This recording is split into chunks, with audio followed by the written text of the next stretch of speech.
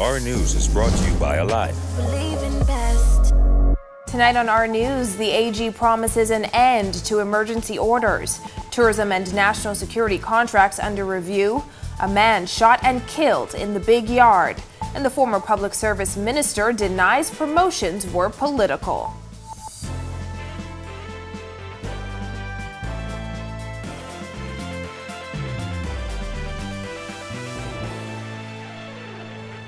Welcome to Our News and thanks for joining us. I'm Christina Dragovich.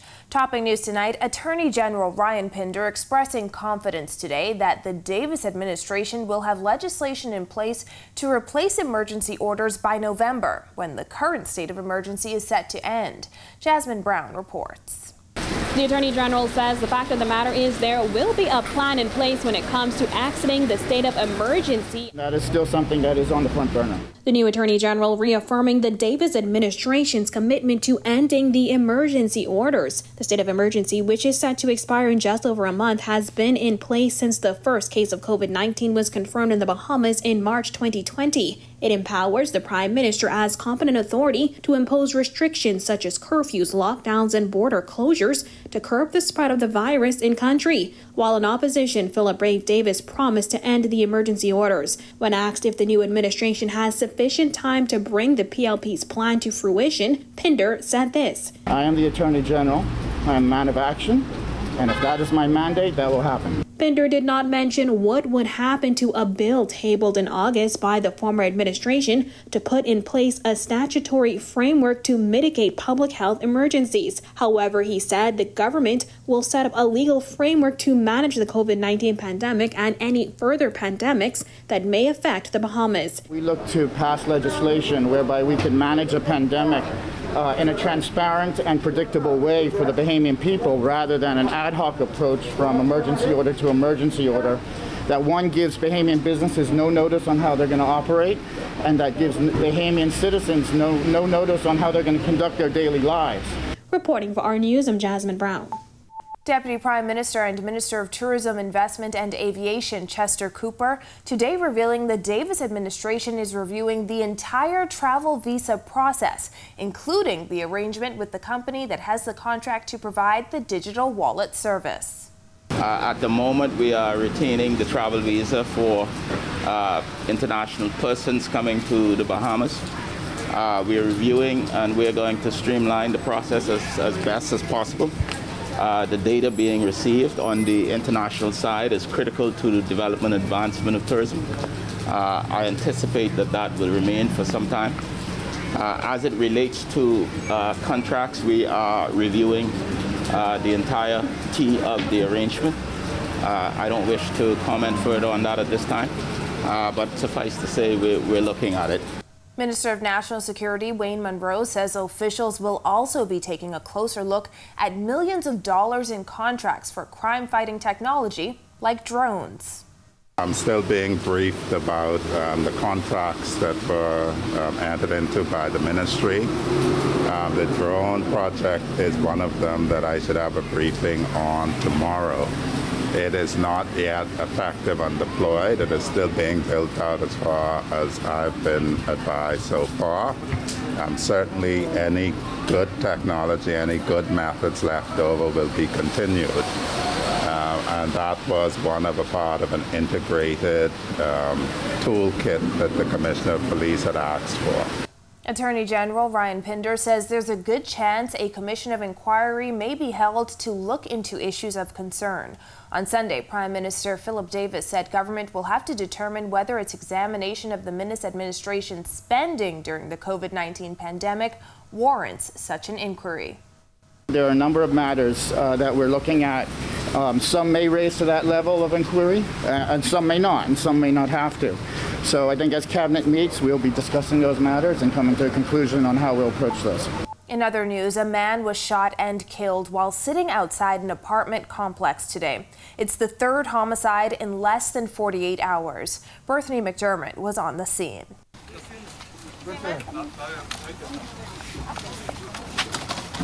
Police Press Liaison Officer ASP Audley Peter says officers found a man lying in a pool of blood outside an apartment complex in the Big Yard on Windsor Lane. Preliminary investigation is that a the young man was seated on the porch when a culprit brandishing a firearm came from behind that building from the southern side and discharged a firearm in his direction, fatally wounding him. Residents in the area stood in the rain as officers combed the crime scene for evidence.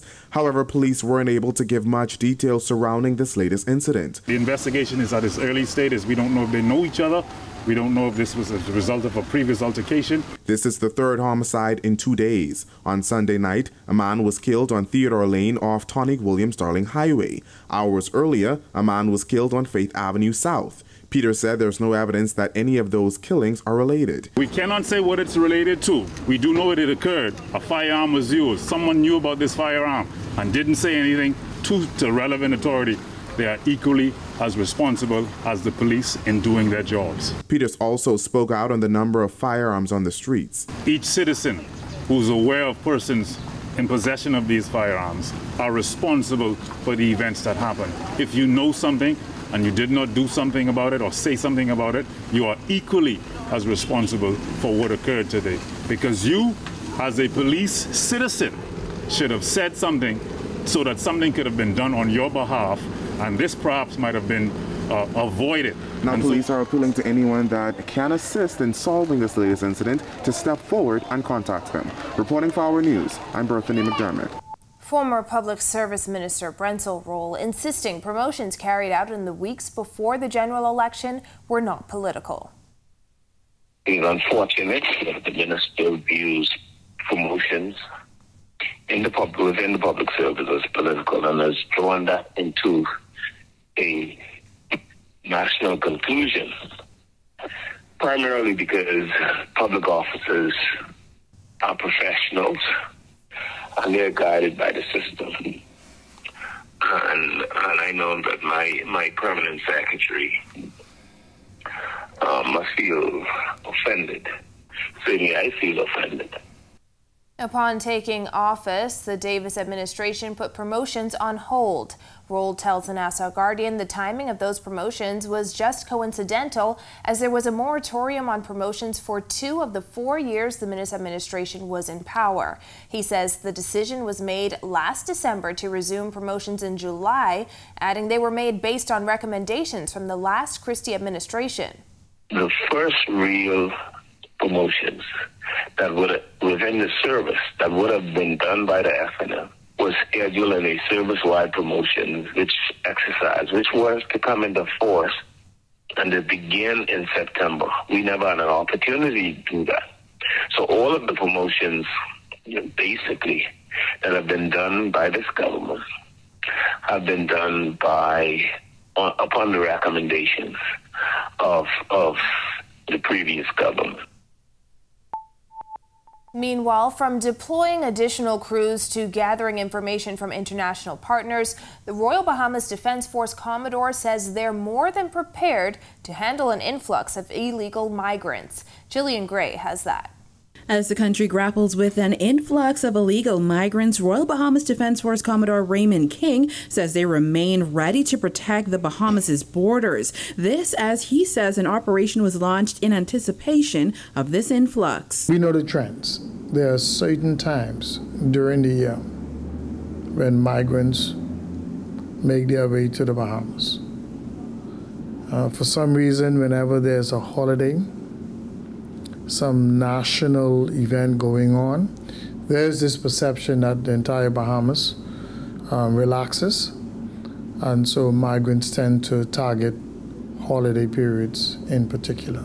Over 25 years' worth of data prove that smugglers, migrants, and poachers follow a specific trend, according to King. It's that data that fueled Operation Blue Thumb, launched days before the election. Over 900 people were apprehended over the weekend, and King says they're certain no one slipped through, as they've deployed additional vessels and are using both ships out to sea and technology to stop migrants. We have no evidence of persons being able to slip through the crack. We have a maritime blockade that is underway, which includes the use of aerial reconnaissance, which is the most effective method. Cuba, the Turks and Caicos Islands, and the United States have all been involved in the fight. Since thousands of migrants swarmed Texas, the U.S. has sent extra aid. The influx of Cubans, but now they saw the deliberate efforts of the Haitian nationals to move towards their coast, so they would have deployed additional vessels to the area, which would have benefited us tremendously. Videos from the Southern Keys show once deserted islands littered with migrants. The Royal Bahamas Defense Force has extracted over 200 people thus far from the Ragged Island chain, and more are expected to be removed soon. We estimate another 100 to 120 persons. And so that exercise continues. We hope to complete that exercise later on today and to really have a look at those adjacent keys. Commodore King said they'll continue to rely on their regional and international partners to stop not only illegal migrants, but poachers as well. Reporting for our news, I'm Jillian Gray. National Security Minister Wayne Monroe says instability in Haiti that has led hundreds of migrants to take dangerous voyages across the Atlantic is an unfortunate situation. He tells reporters the government has information that more migrants are headed to the Bahamas, adding the country must do all it can to secure its borders. It is an unfortunate situation in Haiti that causes Haitians to wish to migrate to other countries.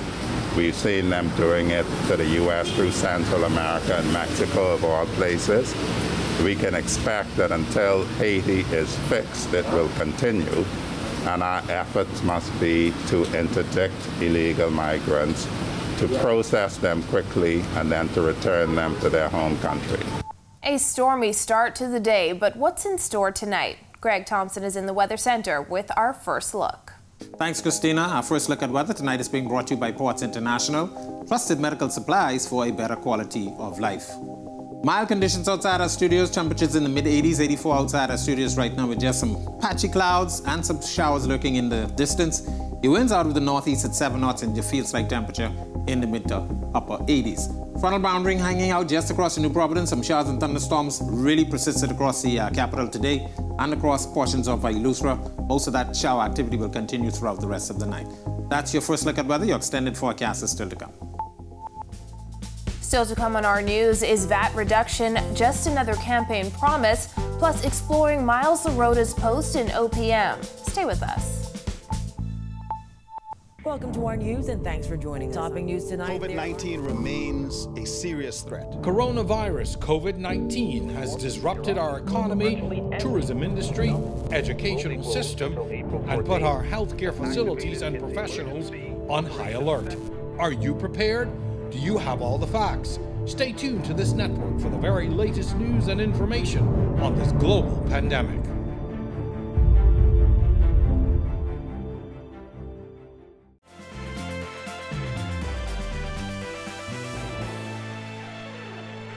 The man who was stabbed to death during a fight at a bar on Sunday night is 21-year-old Orsman Augustine, according to his family. His brother says he was in the final year at the University of the Bahamas. My brother was like,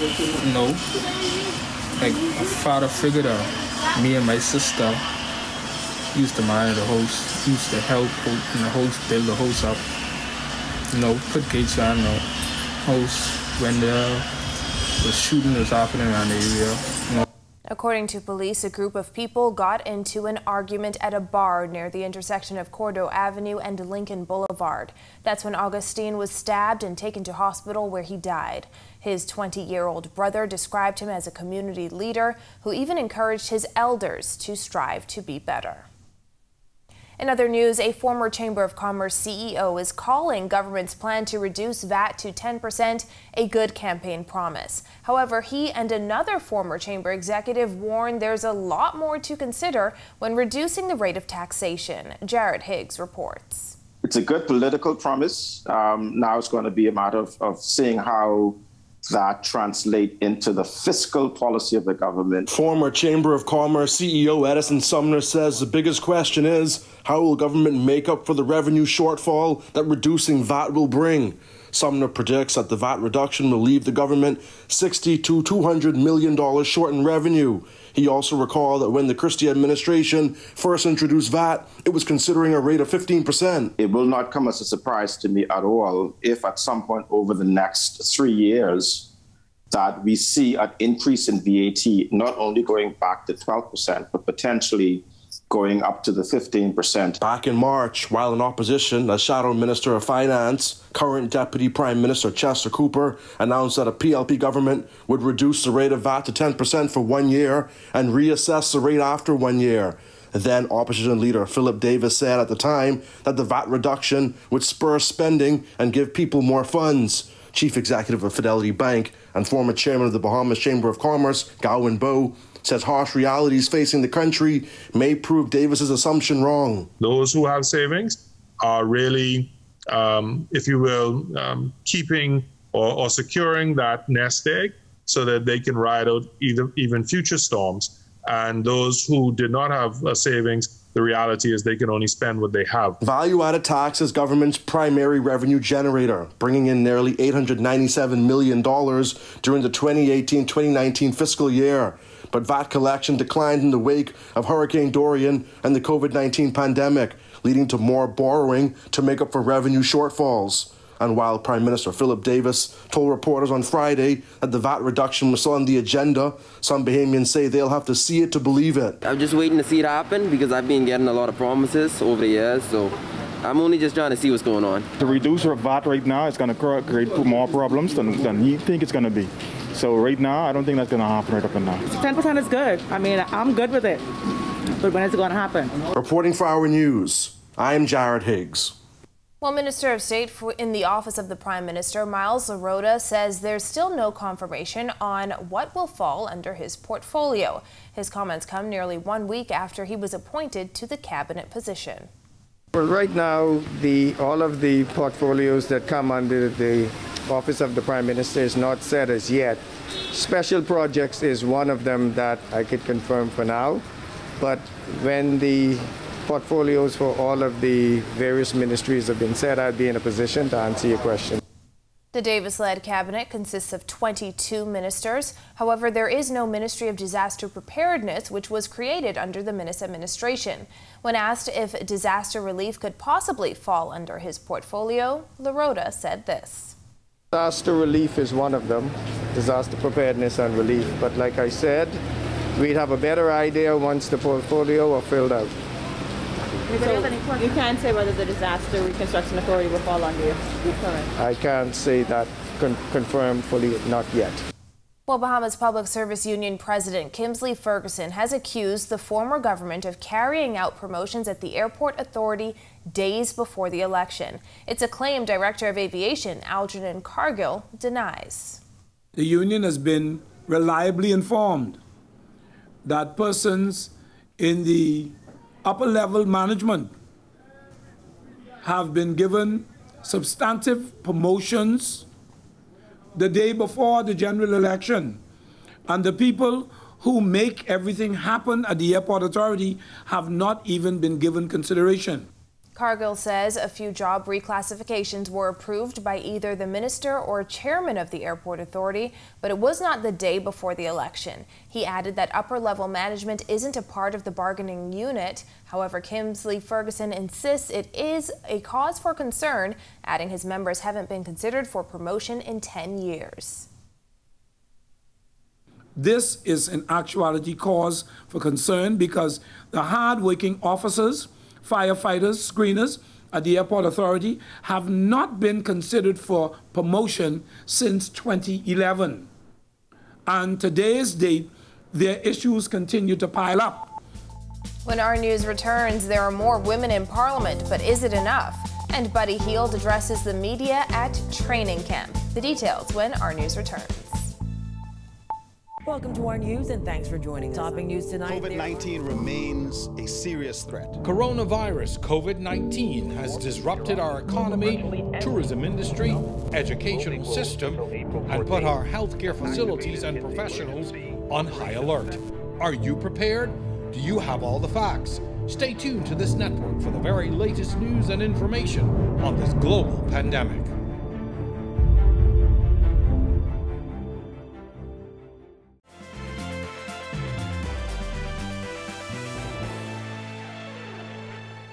This is Our News. Welcome back. The Bahamas is still below the global average of women in parliament, but an organization promoting and supporting Caribbean women in leadership says it's a wake-up call the country needs to highlight how critical full participation is and the need to address areas of inequality in the Constitution and laws. Addressing those means not only that 51% of your population gets its needs addressed, but it also helps to address family issues and issues for our children. Chair of Caribbean Women in Leadership, or CWIL, Charlene Paul, says now that more women are in Parliament, much is expected of them. Other issues like good governance, transformational leadership can also get addressed, and we're looking to those for our women to speak out strongly on those issues as well. The global average of women in Parliament is 23.8%. The Bahamas now stands at 17.9%, a slight increase from the last administration. Paul believes that if more women were on the Progressive Liberal Party slate, more would have been elected to Parliament. Very pleased that 5 of them are actually in the cabinet. So they have positions of power. They have positions that they can speak strongly from. And, you know, we're here to support them, to be that network, that sisterhood around them.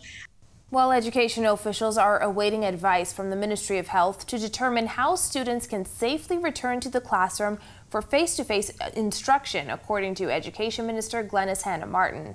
It comes after dozens of Spanish Wells parents protested outside Samuel Guy Pinder All-Age School, demanding that their children be allowed to resume in-person learning due to challenges with the online platform.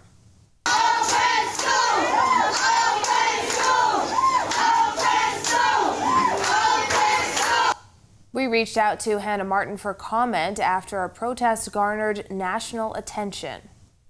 But the objective is to get there to a normal, as close as we can as to normalcy. It might be hybrid in the beginning, or as we are advised, but that is the objective. And on the islands, we will see where, based on the advice of Ministry of Health, the discriminations can be made where you don't have a blanket policy that it may not be relevant to that specific community. The education minister says she understands that virtual learning causes some students to get left behind, but she stressed safety is most important and the advice of health officials is vital. In that specific instance, and other communities that are similar, maybe in Auckland or wherever it is, where you do not have the numbers of cases, and the Ministry of Health advises that it does not compromise health and safety to do in person, then the ministry will make a decision on how to proceed with that.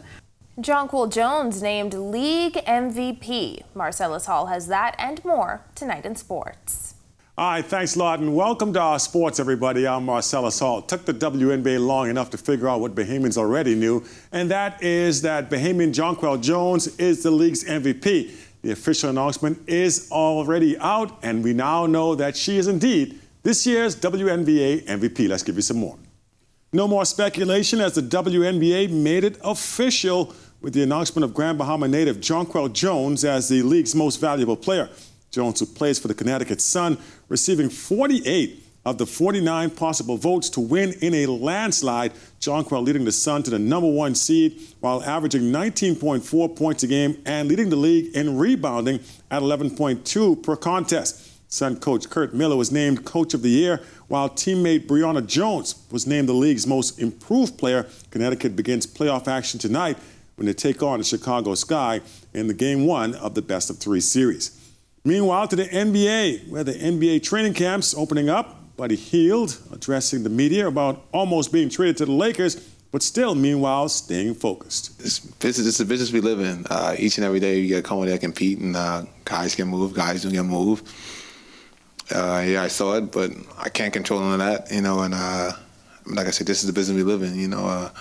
My job is to come in and work my butt off every day and produce and try to produce wins, and can't get mad at that, and you know, I get paid lots of money to do this, so I'm blessed, and each every day to come out here and compete, and I love to be around my guys. You know, I love the team camaraderie we share and all that. You know, the coaching staff has been great. You know, it's been fun. You know, so I mean, I love it. You know, whatever happens, happens. I can't control that, but my job is to go out there and play basketball. Monday Night Football action. Wrapping up Week 3 last night, Dallas Cowboys taking sole possession of first place in the NFC East. Cowboys riding 3 touchdown passes from Dak Prescott in his first home game since being injured. Meanwhile, Trayvon Diggs had a 59-yard interception return for a score. Dallas wins easily, 41-21.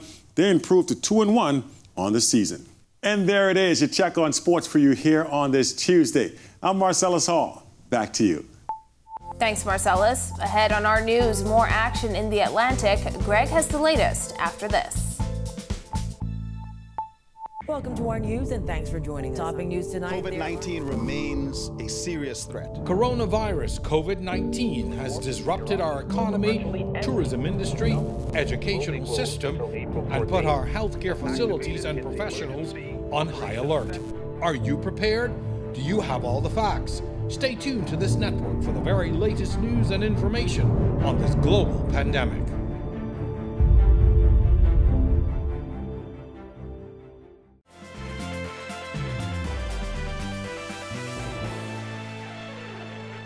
Welcome back to our news. 2 additional disturbances are developing in the Atlantic. Greg is back in the Weather Center with the extended outlook. Thanks again, Christina. Welcome everybody for your second look at weather. We're still tracking the tropics. We have a couple of systems out there. Frontal boundary hanging out across the northern, well actually central and southeast Bahamas, generating some showers and some isolated thunderstorms will meander for a couple of days. But we are watching Hurricane Sam, still a very potent storm out there. It's going to continue to move towards the northwest, eventually turning north by the end of the week, merging and moving off with the frontal boundary. Very powerful winds with that system. Swells expected to affect the islands by Thursday, so boating and beaching may become a challenge. And we're also watching some systems down near the African coast. National Hurricane Center giving both those systems a very high chance for formation over the next couple of days. Beaching and boating forecast for all areas tonight through tomorrow. Your winds will be out of the northeast to east at 10 to 15 knots. Seas running 2 to 4 feet over the ocean. Low tide will be at 8:21 tonight. Here's a look now at your national forecast.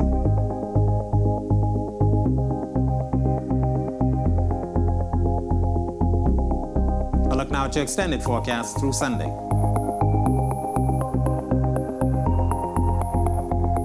Activity still going on in the tropics. We'll continue to watch those systems as they move towards the west. Christina? Thanks, Greg, and thank you for joining us for our news tonight. On behalf of the entire team, I'm Christina Dragovich. We'll see you right back here tomorrow night. Have a beautiful evening, Bahamas.